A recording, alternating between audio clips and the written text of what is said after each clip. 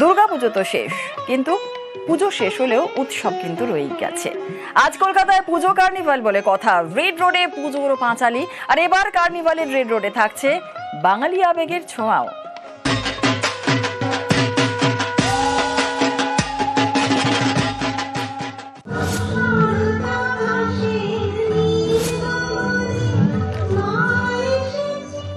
পুজো শেষ, কিন্তু ঠাকুর দেখা শেষ হয়নি। রবিবার আবারও ঠাকুর দেখা, একসঙ্গে অনেক ঠাকুর, সৌজন্যে পুজো কার্নিভাল। কলকাতার রেড রোডে জমিদার বাড়ির আদলে তৈরি হয়েছে মূল মঞ্চ। এবারের কার্নিভাল শুরু বিকেল 4:30। অংশ নেবে প্রায় 100টি পুজো কমিটি। রেড রোডের দুদিকে দর্শকদের বসার জায়গা, 20,000 দর্শক আসনের ব্যবস্থা করা হয়েছে। It has become the biggest road show in the world. কার্ডের চাহিদাও আপনারা দেখছেন চারিদিকে, কার্ড নিয়ে একদম হাহাকার। আমরা যতক্ষণই পারছি করছি, এবং তার জন্য বিভিন্ন আপনাদের মাধ্যমে যারা ইউটিউবার রয়েছেন সারা পৃথিবীতে এটা সম্প্রচারিত হবে। সবার জন্য অ্যারেঞ্জমেন্ট করা হচ্ছে, ওটাই প্রিপারেশনস দেখার জন্য আমরা এসেছি। You will see it tomorrow, let it be a surprise, it will be a big carnival, big show. আমরা ওটাই অ্যারেঞ্জমেন্ট করার জন্য দেখছি।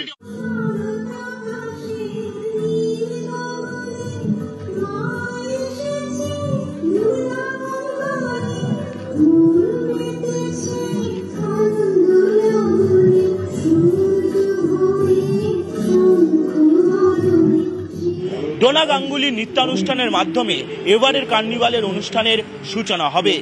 বিভিন্ন দেশের রাষ্ট্রদূত থেকে শুরু করে ব্র্যান্ড অ্যাম্বাসাডাররা থাকবেন আমন্ত্রিত প্রতিনিধি হিসাবে।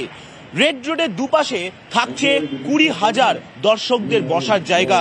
সারি সারি চেয়ার রাখা হচ্ছে রেড রোডের দুদিকে। কোথায় কারা বসবেন তাদের জন্য জায়গা নির্দিষ্ট করে রাখা হচ্ছে।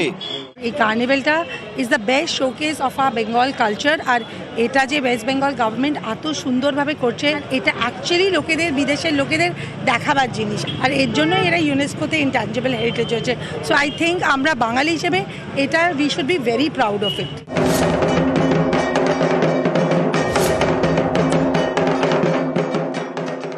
সম্প্রতি বাংলার বাইরে একাধিক জায়গায় হেনস্থার শিকার হতে হয় এ রাজ্যের পরিযায়ী শ্রমিকদের। বাংলায় কথা বলায় বাংলাদেশি বলে দাগিয়ে দেওয়ার অভিযোগ ওঠে। প্রতিবাদের ছবি ফুটে ওঠে কলকাতার একাধিক পুজো মণ্ডপে। কার্নিভালের রেড রোডেও থাকছে বাঙালি আবেগের ছোঁয়া।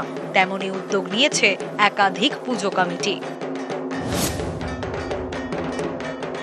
আমাদের যে ভাবনা ছিল, আমি বাংলায় বলছি, বাংলা ভাষা নিয়ে আমরা কাজ করেছি। মহারাষ্ট্রে এরকম ঘটনা ঘটেছে, গুজরাটে ঘটেছে, এখানেও তো অনেক হিন্দিভাষী আছে, তাদের তো আমরা কিছু করতে যাই না। সার্বভৌম দেশ, সব ভাষাভাষী নিয়েই চলি, যে ভাষায় কথা বলে বলুক না। বাংলা ভাষাকে গুরুত্ব দিয়ে আরো ভালোভাবে সুন্দর ভাষা, পৃথিবীর মধ্যে মিষ্টি ভাষা স্বীকৃতি দিয়েছিল ইউনেস্কো। এইটাই আমরা তুলে ধরতে চাই। দেখুন, আমাদের এবছরের মাইকেলের একটা ট্যাগলাইন আমরা ব্যবহার করেছি, মাইকেল মধুসূদন দত্তের, এ বঙ্গ ভাণ্ডার তব বিবিধ রত্ন। তার থেকে নিয়েছি এ বঙ্গ ভাণ্ডারে। ভাণ্ডারে মানে আমাদের রত্ন আছে, রামকৃষ্ণ থেকে, বঙ্কিম থেকে, রামমোহন রায় থেকে, সবারই কাজ আমরা তুলে ধরার চেষ্টা করেছি। রেড রোডে কার্নিভাল, পুজো শেষে উৎসবে কলকাতা। দর্শকদের সুবিধার জন্য রাত পর্যন্ত চলবে মেট্রো। রবিবার শহীদ ক্ষুদিরাম থেকে শেষ মেট্রো ছাড়বে রাত 10:43-এ।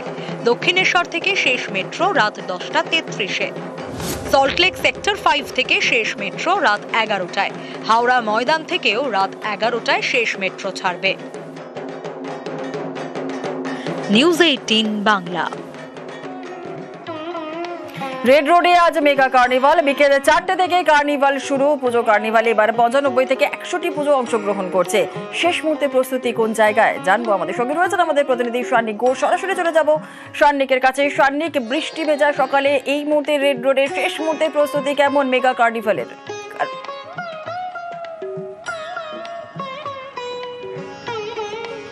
জুনেলা, যে পুজোয় ভিড় মহালয়া থেকেই আমরা শুরু হতে দেখি, সেইটা কোথাও গিয়ে আজকে এই মেগা কার্নিভালের মধ্যে দিয়েই শেষ হতে চলেছে। আর তাই এই কার্নিভালকে ঘিরে মানুষের একটা আলাদা উন্মাদনা থাকবে, সেটা কিন্তু একেবারেই স্বাভাবিক। আর সেই কার্নিভালের প্রস্তুতি একেবারে শেষ লগ্নে, কেননা শেষ মুহূর্তে ডেকোরেটররা তাদের কাজ সেরে নিচ্ছেন। মূল যে মঞ্চ করা হয়েছে কার্নিভালের, যেখানে মুখ্যমন্ত্রী মমতা বন্দ্যোপাধ্যায় তিনি নিজে বসবেন, সেই মঞ্চ একেবারে প্রস্তুত। সেখানে যেমন চেয়ার রাখা হচ্ছে, তার পাশাপাশি রাস্তার দুধারে অর্থাৎ রেড রোডের দুধার বরাবর পুরোটা অর্থাৎ পুরো রেড রোডই এবার কভার করে সিটিং অ্যারেঞ্জমেন্ট করতে হয়েছে, কেননা এবছর বৃষ্টি চলছে। তাই পুরোপুরিভাবে বৃষ্টির মধ্যে যাতে কেউ যারা দর্শকরা যারা আসবেন তারা যাতে কেউ না ভেজেন, সেই জন্য পুরোটা শেড করে প্রায় 20,000 আসন এখানে রাস্তার দুধার মিলিয়ে করা হয়েছে। এর পাশাপাশি প্রায় 30টি জায়েন্ট স্ক্রিনের ব্যবস্থা থাকছে, অর্থাৎ যে শোভাযাত্রা এগোবে সেই শোভাযাত্রা যাতে এই রাস্তার গোটা অংশে যারা বসে রয়েছেন প্রত্যেকে যাতে তাদের কাছাকাছি কোনো না কোনো একটা জায়েন্ট স্ক্রিনে তারা দেখতে পান, সেই ব্যবস্থা কিন্তু থাকছে। এর পাশাপাশি প্রায় 95 থেকে 100টি, যেমনটা তুমি বলছিলে, পুজো কমিটি আজকের এই কার্নিভালে অংশ নিচ্ছে, যাদের জন্য মূলত এই কার্নিভাল সেই বাংলার মানুষ যেমন তারা একদম সরাসরি সম্প্রচার দেখতে পাবেন, ঠিক তার পাশাপাশি যারা বিদেশি রাষ্ট্রদূতরা রয়েছেন তাদের জন্য কিন্তু আলাদা রকম বসার ব্যবস্থা রাখা হয়েছে। বিভিন্ন কূটনৈতিক রাষ্ট্রদূত তারাও আসবেন, তাদের জন্য বসার ব্যবস্থা রাখা হয়েছে একেবারে যে মূল মঞ্চ তার ঠিক পাশেই। সেখানে যেমন শীর্ষ আধিকারিকরা রাজ্য বা কেন্দ্রীয় স্তরে তারা যেমন থাকবেন, ঠিক তার পাশাপাশি বিভিন্ন দেশের রাষ্ট্রদূতরা তারাও কিন্তু এখানে এসে বসতে চলেছেন। এখানে বসেই মূলত বাংলা ভাষার এই যে একটা বাংলা ঐতিহ্যর একটা বড় অংশ এই দুর্গাপুজো, এবং সেই দুর্গাপুজোর মাধ্যমে বিভিন্ন বার্তা বিভিন্ন পুজো কমিটি যেটা এতদিন তাদের পুজো মণ্ডপের মধ্যে দিয়ে দিয়েছিল, সেইটা আজকে কার্নিভালে রেড রোডের রাস্তায় উঠে আসতে চলেছে। জুনেলা, বেশ, একেবারে ধন্যবাদ শানিক।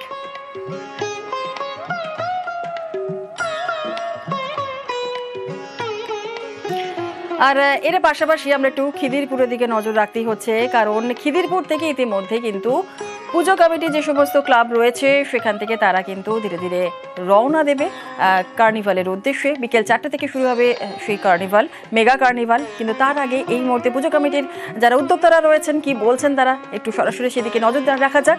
রওনক আমাদের সঙ্গে রয়েছে, সরাসরি চলে যাবো রওনকের কাছে। রওনক, কি ছবি?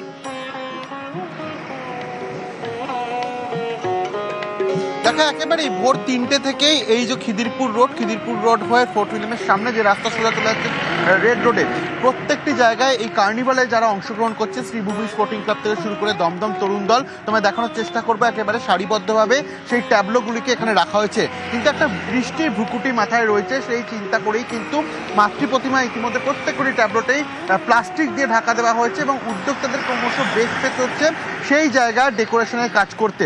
এবং এই খিদিরপুর রোড থেকে গোটা রাস্তা জুড়ে এরমভাবেই সারিবদ্ধভাবে কার্নিভালের জন্য ইতিমধ্যে ট্যাবলোগুলোকে সাজিয়ে রাখা হয়েছে।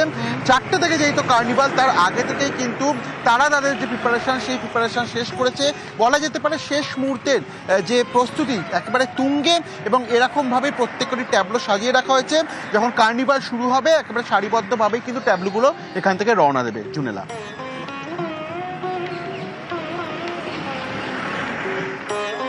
বেশ, একেবারে রওনক।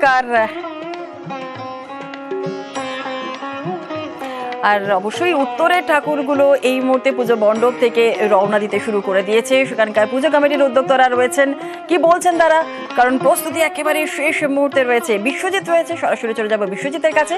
বিশ্বজিৎ, এই মুহূর্তে তুমি কোন পুজো মণ্ডপ মানে কোন পুজো কমিটির লোকজনরা রয়েছেন, উদ্যোক্তারা রয়েছেন, কোন ঠাকুর এই মুহূর্তে বেরোচ্ছে রেড রোডের উদ্দেশ্যে? বিশ্বজিৎ,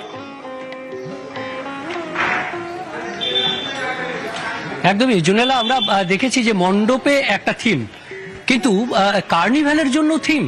হ্যাঁ, হাতিবাগান সর্বজনীন এবার বিদেশি শিল্পী এনে চমক দিয়েছিল মণ্ডপের সাজসজ্জায়।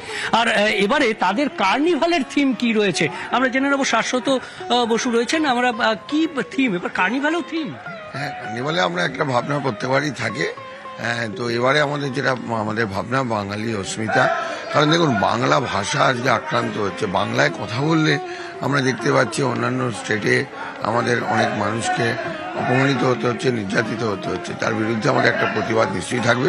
কার্নিভাল এমন একটা জায়গা যেখানে বহু মানুষ একত্রিত হয়, বহু বিদেশিরা আসে, বহু দেশের লোক, রাজ্য থেকেও লোক আসে। একদমই, আর সেই জন্যই সেই বিদেশি এবং ভিন রাজ্যে যারা আসবেন বিশিষ্ট অতিথি তাদের জন্য সহজ পাঠ, বাঙালির শৈশব জুড়ে এই সহজ পাঠ রয়েছে। সেই সহজ পাঠের ছবি যেমন থাকবে তেমনি সেই মোদের গরব মোদের আশা আমরি বাংলা ভাষা। আর এই লম্বা ব্যানারটা থাকবে হাতিবাগান সর্বজনীনের প্রথমে শুরুর দিকেই এই লম্বা ব্যানার থাকবে, যেখানে বাঙালি অস্মিতাকে তুলে ধরা হবে। অর্থাৎ বাংলা ভাষাকে নিয়ে এবার থিম করেছে, বাংলা অস্মিতাকে নিয়ে এবার কার্নিভালের থিম হাতিবাগান সর্বজনীনের চমক। এই মুহূর্তে প্রতিমা, যে কথা বলছিলে জুনিরা, যে প্রতিমা এই মুহূর্তে তোলা হচ্ছে, একেবারে মণ্ডপ থেকে তোলা হচ্ছে, ট্রেলার রেডি রয়েছে, কিন্তু গতকাল রাতেই এটা তোলার কথা ছিল। যেভাবে বৃষ্টি হয়েছে রাতে, সেই কারণে এই মণ্ডপে থেকে প্রতিমা তুলতে একটু দেরি হচ্ছে এবং আর কিছুক্ষণের মধ্যেই মণ্ডপ থেকে প্রতিমা ট্রেলারে উঠে যাবে এবং তারপর এই প্রতিমা চলে যাবে কার্নিভালের উদ্দেশ্যে। কিন্তু আরো কার্নিভালের উদ্দেশ্যে বেশ ধন্যবাদ বিশ্বজিৎ।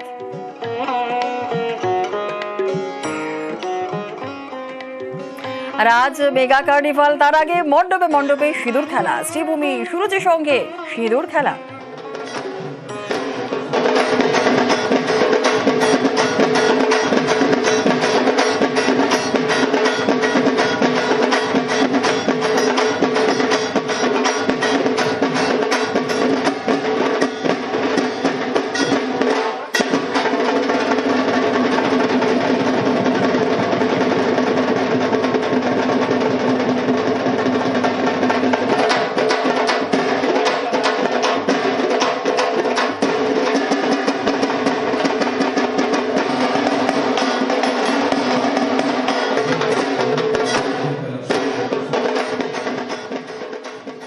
আর এদিকে কার্নিভালের জন্য সব রকম ব্যবস্থা করছে পুলিশ, জানালেন নগরপাল মনোজ বর্মা।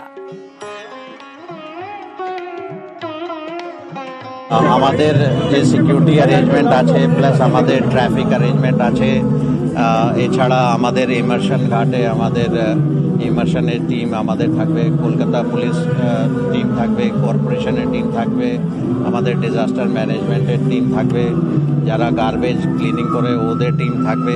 তো সবাই ডিপার্টমেন্টের কনসার্ন টিম থাকবে।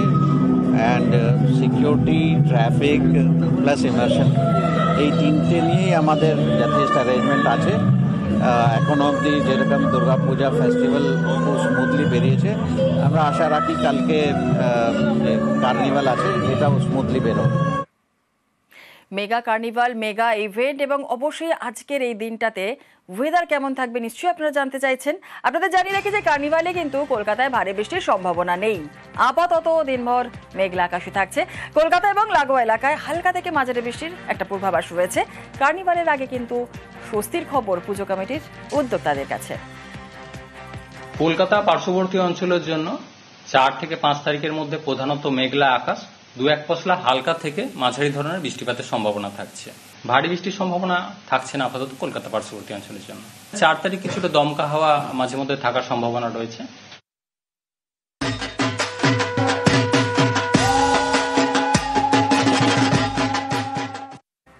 আর এদিকে টানা বৃষ্টিতে বিপর্যস্ত উত্তর দুধিয়ায় বালাসন নদীর ওপর ভাঙল সেতু। শিলিগুড়ি মেডিকের মাঝে সেতু ভেঙে বিপত্তি।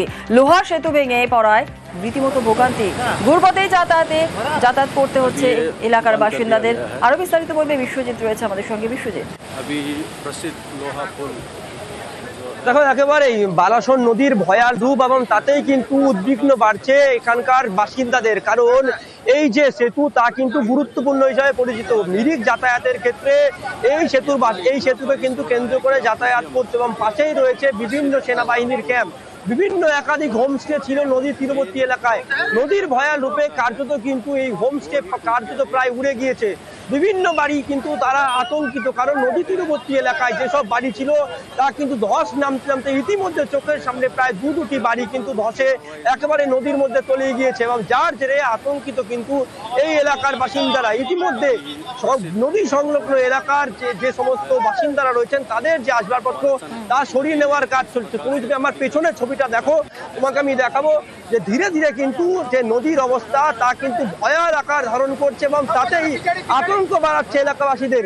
তুমি যে ছবিটা দেখছো যে কিছুক্ষণের মধ্যে এখানে একটি বাড়ি ছিল, সেই বাড়ি কিন্তু ভেঙে একবারে নদীতে চলে গিয়েছে। যার জেরে কিন্তু আতঙ্ক বাড়ছে এলাকাবাসীদের এবং এলাকাবাসীরা এক প্রকার প্রশাসনকে ক্ষুব্ধ, কারণ প্রশাসনের ভূমিকা নিয়েও কিন্তু প্রশ্ন উঠতে শুরু করছে।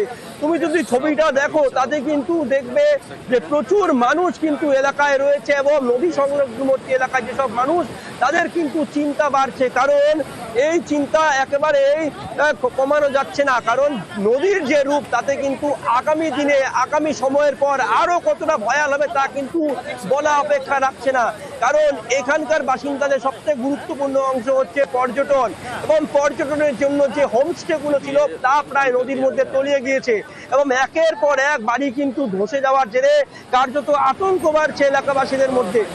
তুমি যদি আমি দুদিয়া লোহার ব্রিজের ছবি দেখাই, একেবারে যে 3 নাম্বার পিলার রয়েছে তা কিন্তু ধসে গিয়ে একবারে কার্যত যান চলাচল পুরোপুরি বন্ধ হয়ে গিয়েছে। আর এই অবস্থায় আতঙ্ক কুড়ে কুড়ে খাচ্ছে এলাকাবাসীদের ধারণা যে দ্রুত প্রশাসনকে এখানে এসে ডিজাস্টার ম্যানেজমেন্টকে এখানে এসে পদক্ষেপ নেওয়া হতে পারে, তা না হলে এই যে পরিস্থিতি তা কিন্তু ভয়াল আকার ধারণ করবে। তবে সকাল থেকে নতুন করে পাহাড়ে বৃষ্টি না তৈরি হওয়ায় কার্যত কিন্তু একটু হলেও স্বস্তি বাড়ছে। একেবারে পরিস্থিতির দিকে নজর রাখো, পরবর্তীকালে আবারও তোমার থেকে আপডেট নেবো। আপাতত ধন্যবাদ।